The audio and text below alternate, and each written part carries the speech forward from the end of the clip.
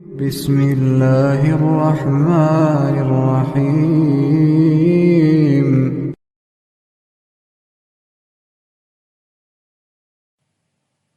سیدنا ابو ذر جندب بن جنادہ رضی اللہ عنہ اور ابو عبد الرحمن معاذ بن جبل رضی اللہ عنہ سے روایت ہے، رسول اللہ صلی اللہ علیہ وسلم نے فرمایا، تم جہاں کہیں بھی ہو اللہ تعالیٰ کا خوف دل میں رکھا کرو اور گناہ کے بعد نیکی کر لیا کرو، وہ نیکی اس گناہ کو مٹا ڈالے گی، اور لوگوں کے ساتھ اچھے اخلاق سے پیش آیا کرو۔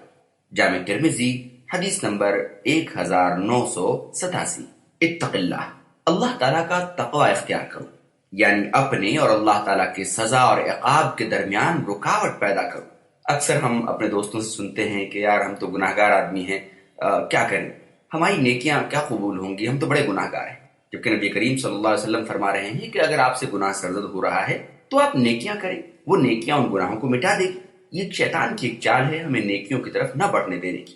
بہرحال اس کا طریقہ یہ ہے کہ اللہ تعالیٰ کے اوامر یعنی احکام پر، حکم پر عمل کرو، اور نواہی یعنی جس سے اللہ نے منع کیا ہے اس سے رک جاؤ، اجتناب کرو، یعنی اس کے حدود کی پابندی کرو۔ گناہ کے بعد نیکی کر لیا کرو، نیکی اس گناہ کو مٹا ڈالے گی، یعنی جب تجھ سے کوئی صغیرہ گناہ ہو جائے تو اس کے بعد نیکی کر لیا کرو، وہ نیکی اس گناہ کو زائل کر دے گی، مٹا دے گی۔ جیسا کہ اللہ تبارک تعالیٰ نے قرآن مجید میں ارشاد فرمایا ہے، ان الحسنات یذہبن السیئات، سورہ ہود آیت 114۔ بے شک نیکیاں برائیوں کو ختم کر دیتی ہیں۔ اس حدیث میں گناہ سے صغیرہ گناہ مراد ہے، کیونکہ کبیرہ گناہ بغیر توبہ کے معاف نہیں ہوتے۔ اس لیے آپ سے جو بھی کبائر سرزد ہوئے ہیں، جو بھی بڑے گناہ سرزد ہوئے ہیں، ان کے لیے اپنے رب سے خاص طور سے معافی مانگیں، ان سے توبہ کریں، اور آئندہ اس کو نہ کرنے کے لیے اللہ سے وعدہ کریں۔ حدیث میں ایک لفظ ہے جس کا مفہوم یہ ہے کہ لوگوں کے ساتھ حسن سلوک کا معاملہ کرو۔ اس کی مختلف صورتیں ہیں، مثلا اچھی شکل صورت سے ملا کرو، مسکرا کر ملا کرو، لوگوں کو ایذا نہ دو، تکلیف نہ پہنچاؤ، بلکہ اس کی تکلیف دور کرو، ان سے بھلائی کرنا، ان سے اچھا برتاؤ کرنا، ان کے ساتھ اچھے طریقے سے رہنا سہنا وغیرہ۔ حضرت صلی اللہ علیہ وسلم نے حضرت ابو ذر جندب بن جنادہ رضی اللہ عنہ اور حضرت معاذ بن جبل رضی اللہ عنہ دونوں کو 3 نصیحتیں فرمائیں۔ نمبر 1، تقوی کی۔ آپ نے انہیں پہلی وصیت یہ فرمائی، تم جہاں کہیں بھی ہو اللہ تعالیٰ کا خوف دل میں رکھا کرو۔ تقوی بڑا ہی جامع لفظ ہے، اس میں نیکی کا شوق اور اعمال قبیحہ یعنی برے اعمال سے نفرت اور اس سے بچنا شامل ہے۔ یہ وصف، یہ صفت ایک محتاط زندگی اختیار کرنے کا متقاضی ہے۔ صاحب تقوی شخص انتہائی پھونک پھونک کر قدم رکھتا ہے اور کوئی ایسا کام نہیں کرتا جس میں حرمت یا کراہیت کا کوئی شائبہ ہی ہو۔ قرآن کریم میں بار بار تقوی کا حکم دیا گیا ہے، چنانچہ ارشاد باری تعالیٰ ہے، یا ایھا الذین آمنوا اتقوا اللہ حق تقاتہ ولا تموتن الا وانتم مسلمون۔ اے ایمان والو، اللہ تعالیٰ سے ڈرتے رہو جیسا کہ اس سے ڈرنے کا حق ہے، اور تمہیں موت آئے تو اسلام کی حالت میں آئے۔ سورہ آل عمران آیت 102۔ اور سورہ الاحزاب آیت 70 میں اللہ نے فرمایا، یا ایھا الذین آمنوا اتقوا اللہ وقولوا قولا سدیدا۔ اے ایمان والو، اللہ سے ڈرتے رہو اور سیدھی بات کیا کرو۔ اور سورۃ الحشر آیت 18 میں فرمایا، یا ایھا الذین آمنوا اتقوا اللہ ولتنظر نفس ما قدمت لغد واتقوا اللہ ان اللہ خبیر بما تعملون۔ اے ایمان والو، اللہ سے ڈرو اور ہر آدمی دیکھ لے کہ اس نے کل یعنی روز قیامت کے لیے کیا تیاری کی ہے، اور اللہ سے ڈرتے رہو، بے شک اللہ تمہارے اعمال سے پوری طرح باخبر ہے۔ اللہ تعالیٰ کے ہاں معیار تکریم، معیار عزت تقوی ہے۔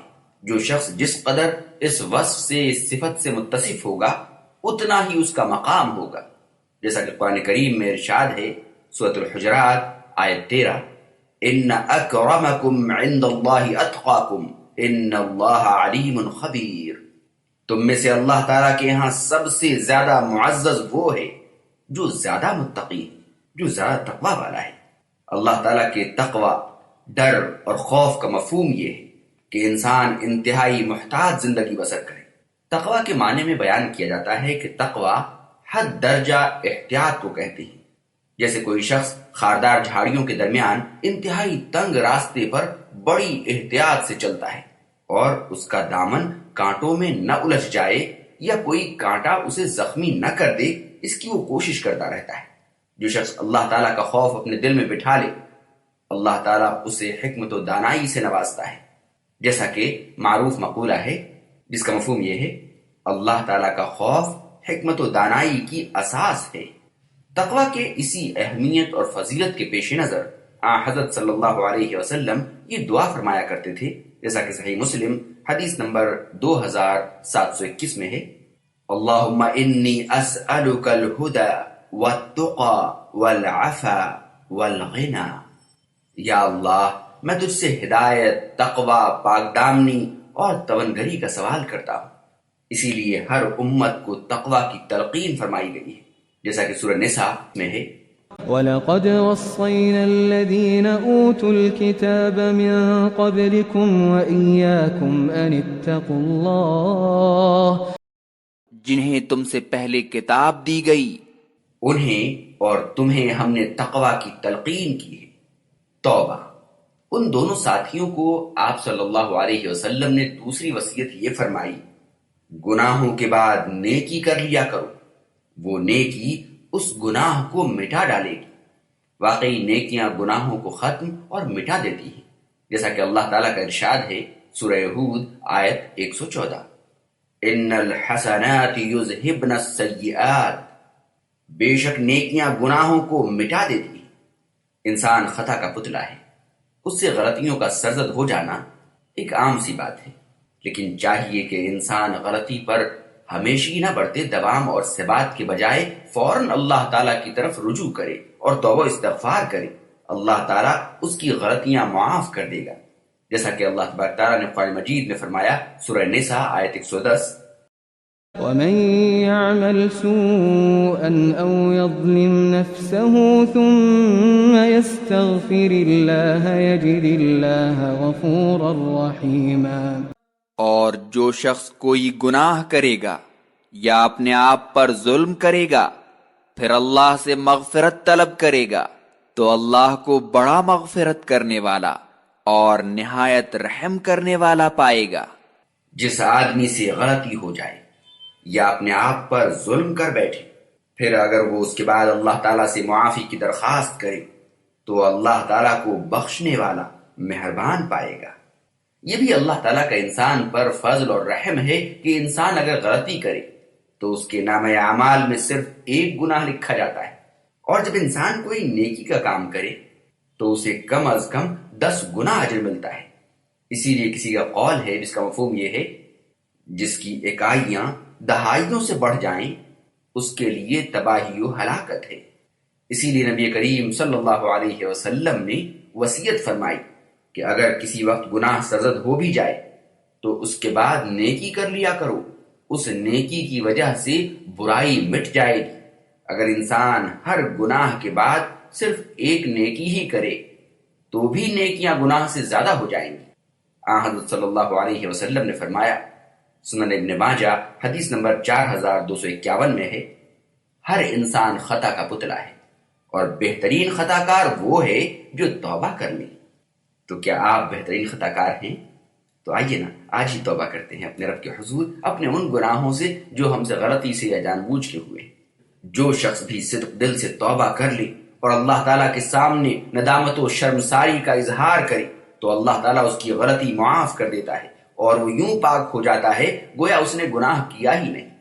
انسانوں سے گناہ کا سرزد ہو جانا فطری امر ہے، البتہ گناہوں پر اصرار اور دوام غلطی ہے۔ انسان سے گناہ ہو جائے تو توبہ کرنی چاہیے، اللہ تعالیٰ معاف کر دے گا۔ اسی لیے متقیوں کی صفات بیان کرتے ہوئے کہا گیا، آل عمران آیت 135: وَلَمْ يُصِرُّوا عَلَى مَا فَعَلُوا۔ وہ اپنے گناہوں پر اصرار نہیں کرتے۔ اللہ یہ تو نہیں چاہتا کہ آپ سے بالکل گناہ سرزد نہ ہو، کیونکہ آپ انسان ہیں، آپ غلطیاں کریں گے۔ اسی لیے ایک حدیث میں نبی کریم صلی اللہ علیہ وسلم نے فرمایا، اگر تم گناہ نہ کرو تو اللہ تعالیٰ تمہیں ختم کر کے تمہاری جگہ ایسے لوگوں کو لے آئے گا جو گناہ کے بعد اللہ تعالیٰ سے استغفار کریں گے اور اللہ تعالیٰ انہیں معاف کر دے گا۔ صحیح مسلم حدیث نمبر 2749۔ انسان جب صدق دل سے توبہ کرے تو اللہ تعالیٰ اس بندے پر از حد خوش ہوتا ہے۔ حضرت صلی اللہ علیہ وسلم نے یہ بات ایک واضح مثال دے کر بیان فرمائی۔ تمہارا کیا خیال ہے؟ کوئی شخص ویران اور بے آب و گیا جنگل میں سفر کر رہا ہو، جہاں کھانے پینے کی کوئی چیز نہ ہو، اور اس کا زاد راہ اونٹنی پر ہو۔ اس جنگل میں دوپہر کے وقت آرام کے وقفے میں جب یہ سو رہا ہو، اس کی اونٹنی گم ہو جائے، وہ اونٹنی کو تلاش کرنے کی مکمل سعی کرے، اسے اونٹنی نہ مل سکے، وہ نا امید ہو کر اپنی جگہ واپس آ کر بیٹھ جائے، اور اچانک اس کی اونٹنی خود بخود واپس آ جائے۔ کیا تم اس کی خوشی کا اندازہ کر سکتے ہو؟ جس قدر خوشی اس نا امید شخص کو اونٹنی کو حاصل کر لینے اور اپنے بچ جانے پر ہوتی ہے، انسان کے توبہ کرنے سے اللہ تعالیٰ اس سے بھی زیادہ خوش ہوتا ہے۔ صحیح مسلم حدیث نمبر 2744۔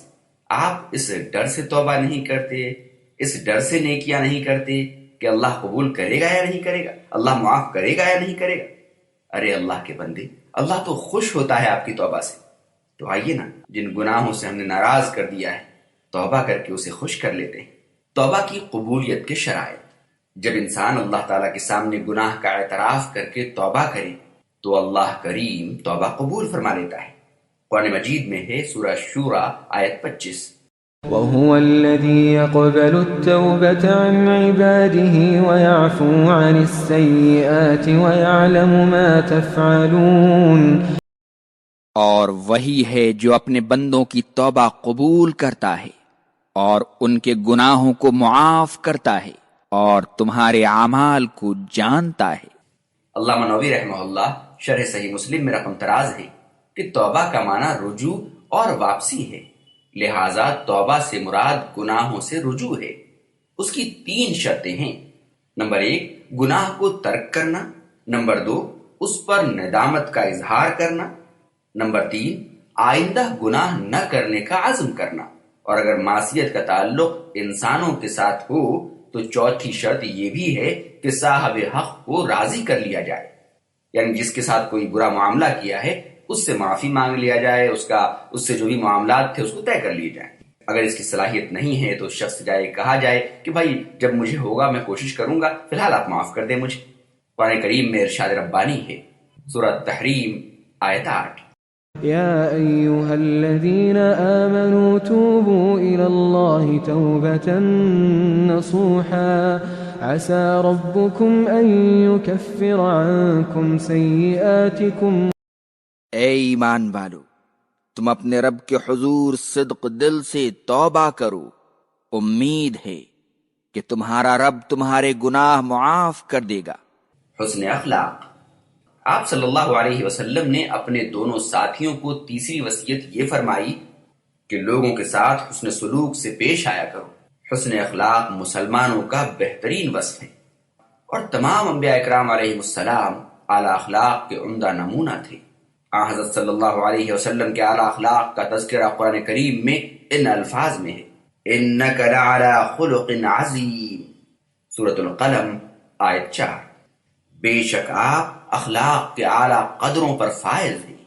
ایک حدیث میں آپ صلی اللہ علیہ وسلم نے اپنی بعثت کا مقصد بیان کرتے ہوئے فرمایا، جیسا کہ موطا امام مالک حدیث نمبر 2833 میں ہے، مجھے مکارم یعنی اعلیٰ اخلاق کی تکمیل کے لیے مبعوث کیا گیا ہے۔ ایک حدیث میں آپ صلی اللہ علیہ وسلم نے اچھے اخلاق والے کو کامل مومن قرار دیا ہے۔